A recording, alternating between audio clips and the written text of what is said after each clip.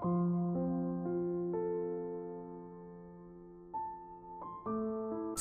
sari nasihat dari Huangmu atau Bunda Suci Part 10. Bila saatnya tiba, maka gerbang di surga akan dibuka lebar-lebar.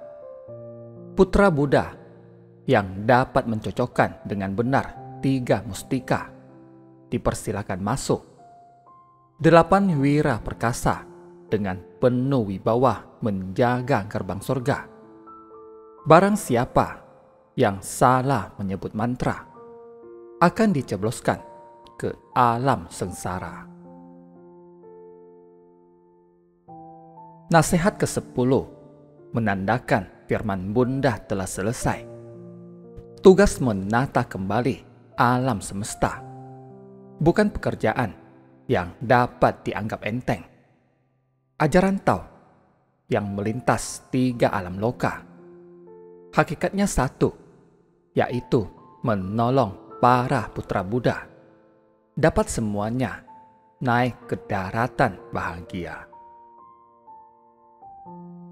Tao disebarkan ke seluruh antero dunia supaya di mana-mana umat mudah mendapatkannya. Walaupun Tao terbagi 3 tingkat, tetapi hakikat kebenaran berada di tingkat yang paling atas. Alam abadi melambangkan hakikat kebenaran berada di tingkat atas. Kemudian alam hawa di tingkat tengah, dan alam wujud berada di tingkat bawah. Orang mengatakan di langit masih terdapat lapisan langit lainnya. Anggapan ini sungguh tepat. Alam abadi tiada puncak atau wuci. Alam hawa disebut taiji. Sedangkan alam wujud adalah alam positif negatif atau wangci. Alam abadi adalah alam yang suci, tentram, dan bahagia. Alam hawa merupakan gerbang para suci, di mana planet dan bintang berorbit terus menurut alur yang telah ditentukan. Sedangkan alam wujud adalah alam yang nyata, di mana bermacam-macam makhluk dan tumbuh-tumbuhan bermukim. Dari 3 alam inilah terbagi jenis orang suci, orang bijaksana, dan orang awam. Menempa dan membina roh yang suci adalah cara tingkat tinggi yang sangat mujizat dan abadi. Sedangkan bersemedi untuk menaklukkan hawa nafsu dan watak pribadi, ibarat menaklukkan naga dan harimau, atau memutar roda dharma. Tindakan ini merupakan cara membina diri tingkat menengah. Yang diartikan tingkat bawah adalah segala yang berbentuk dan berwujud tentu tak ada kemujizatan. Umpamanya sambil membunyikan alat bunyi-bunyian atau alat musik, lalu disertai membaca doa. Cara demikian tak dapat melepas diri dari tumimbal lahir.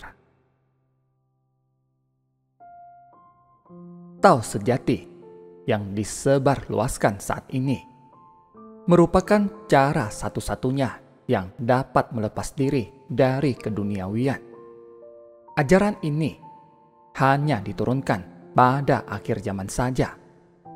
Barang siapa yang memperolehnya akan melepas diri dari nasib tumimbal lahir dan menjadikan dirinya seorang yang suci.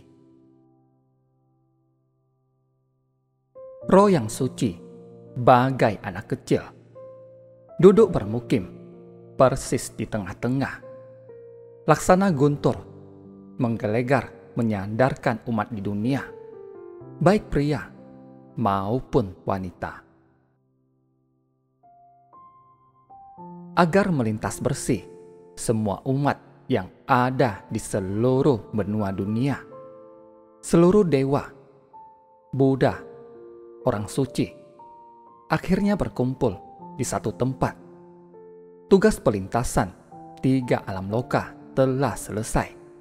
Semua hutang-hutang telah dilunasi. Maka terwujudlah dunia pancaran putih. Semua oknum yang durhaka telah dikikis habis. Yang tersisa hanya umat yang baik hati saja. Dunia fana yang penuh penderitaan telah berubah menjadi dunia surga teratai yang sejahtera. Bumi timur yang kotor telah berubah menjadi bumi barat yang bersih. Selama 40 tahun lamanya akan menikmati sesuatu kehidupan dunia Buddha yang bahagia. Saat itu, tidak ada perbuatan menjagal makhluk hidup. Semuanya menempuh jalan baik. Masing-masing tumbuh hidup sesuai dengan kodratnya. Alam dan hawa begitu jernih dan saklar.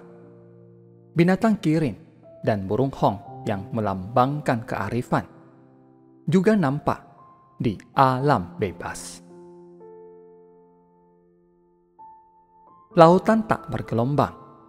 Dunia nampak tentram dan damai. Di mana-mana orang merayakan tahun kemenangan. Sesama manusia saling menghormati dan menyayangi. Tidak ada pertengkaran atau merugikan orang lain. Angin dan hujan jadwalnya sangat harmonis. Persis seperti zaman keemasan Raja Yao, Sun bertata. Cita-cita para Buddha untuk melintas seluruh umat di dunia kini telah terlaksana.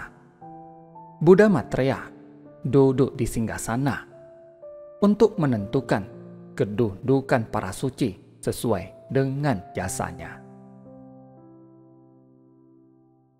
Para putra Buddha semuanya telah lepas dari lautan penderitaan untuk naik ke pantai bahagia.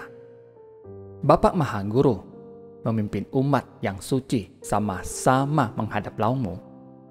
Baru pada saat itulah hati Laumu merasa tentram. Siapa saja yang telah berbuat jasa besar, hatinya pasti bergembira.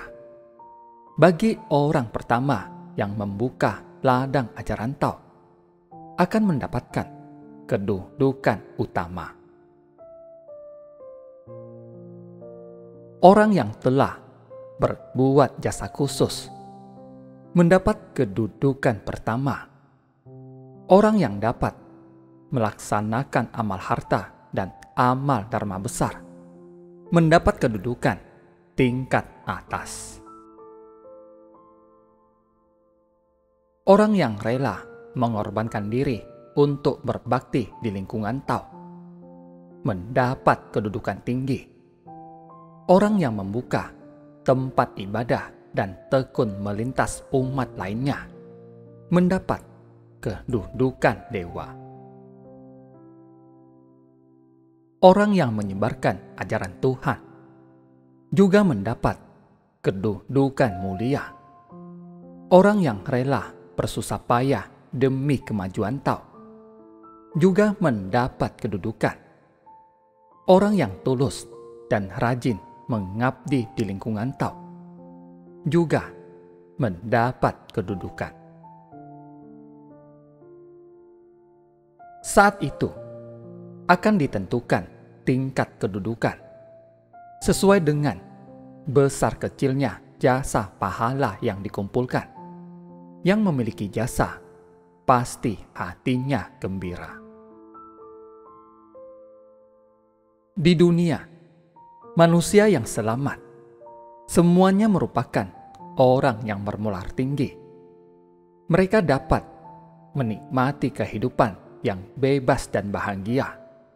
Sedangkan mereka yang telah mencapai kesempurnaan akan kembali ke surga, pulih ke asal mulanya sebagai dewa di kayangan. Memakai jubah dewa yang gemerlapan, bunga kencana terselip di kepala, memakai topi dewa, bersepatu awan, sambil duduk di singgasana bunga teratai. Kemudian bersujud kepada Laumu. Dengan penuh kasih sayang, Laumu menarik mereka berdiri. Laumu mengatakan, "Anakku yang manja, akhirnya hari ini engkau telah kembali. Selanjutnya, tak akan melepas engkau ke dunia lagi, merasakan macam-macam kesengsaraan duniawi."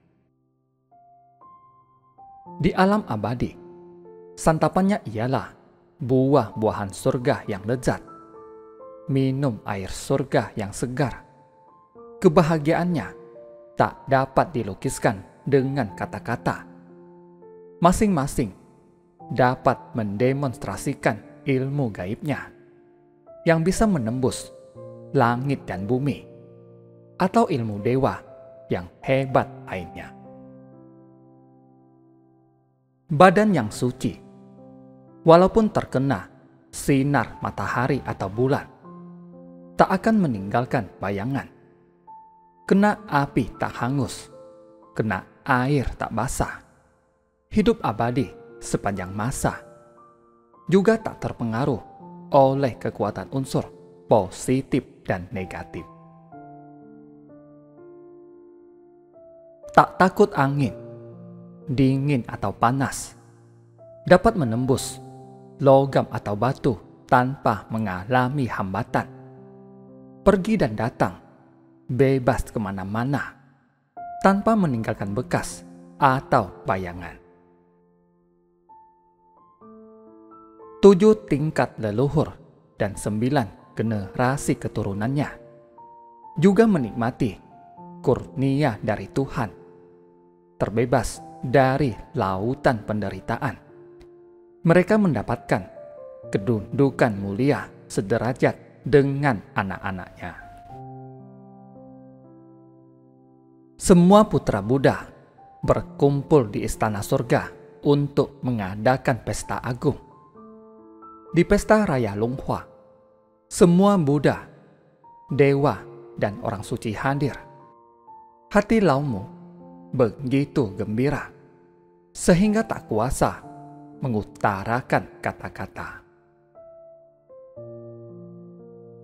Dituangkan secangkir arak suci, diberikan kepada anak-anak sekalian. Para dewa dengan gembira berpesta pora di resepsi agung itu.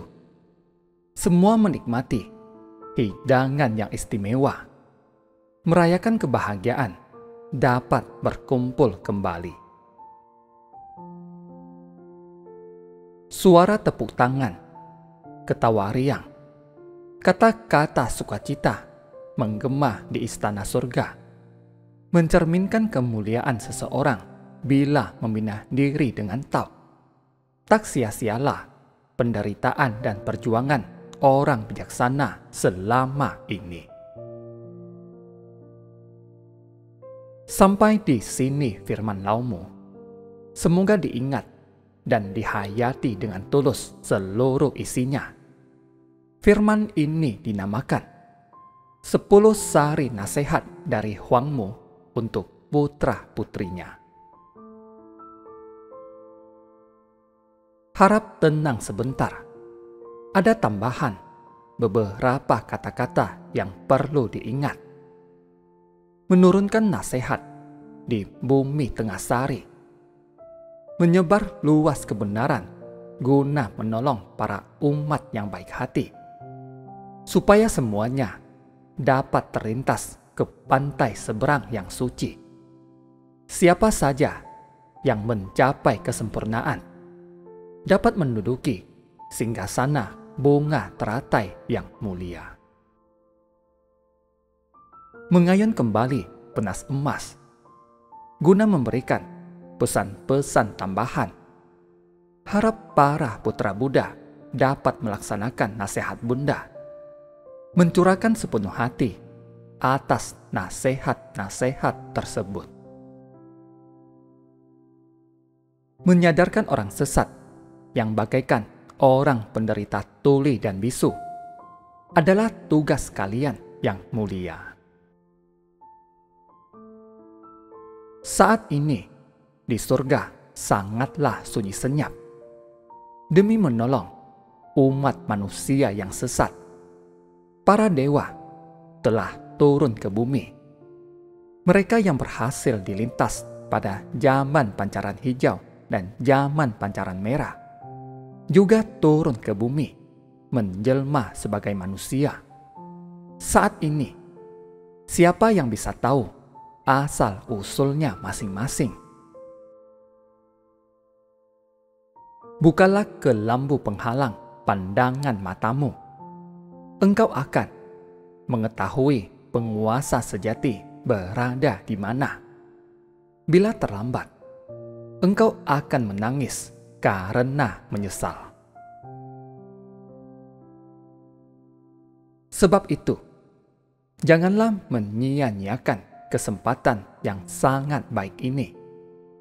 Saat ayam emas berkokok, datanglah Buddha Maitreya, maka ajaran Tao berjaya di antero dunia. Manfaatkanlah kesempatan sekarang ini, di mana Tao masih dalam keadaan setengah terang dan setengah redup. Laksanakan dengan mantap apa yang dinasehati oleh Lao-mu. Bila waktu mencatat nasihat ini ada yang salah, segeralah dilarat dan dibetulkan. Kemudian cepat-cepat dicetak menjadi buku untuk disebarluaskan. Tindakan inilah yang dikehendaki oleh Lao-mu. Jangan lupa berbuat kebajikan dengan cara menyadarkan dan menolong umat yang sesat ke jalan Tao atau ketuhanan. Bantulah sesamanya dapat keluar dari bara api kehidupan dunia fana. Sampai di sini kata-kata Bunda. Kemudian bersama-sama para suci kembali ke alam surga. Tetapi terasa berat hati berpisah dengan anak-anakku. Bertanya kembali kepada anak-anakku, apakah bisa sepenuh hati melaksanakan nasihat Lao-mu? Berkata demikian, air mata darahku telah bercucuran kembali. Anak-anakku sekalian, janganlah mengabaikan nasihat Bunda ini seperti angin berlalu. Jalan menuju surga atau neraka tergantung anak-anakku bagaimana memilih. Bagi mereka yang malas atau lamban bertindak, pasti selamanya terjerumus ke jurang yang dalam. Sampai di sini kata-kata Bunda. Selamat tinggal, anak-anakku. Dengan menangis terseduh-seduh, Huangmu kembali ke alam abadi.